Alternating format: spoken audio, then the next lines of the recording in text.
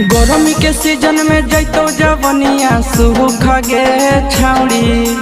गर्मी के सीजन में जैतो जवनिया सूख गे छाउड़ी। जब मारी दे तो लहंगे में लूक गे छाउड़ी। जब मारी दे तो लहंगे में लूक गे छाउड़ी। आगे बढ़े लगतौ दिने दिने दुख गे छाउड़ी। आगे बढ़े लगतौ दिने दिने दुख गे छाउड़ी। जब मारी दे तो लहंगे में लूक गे छाउड़ी।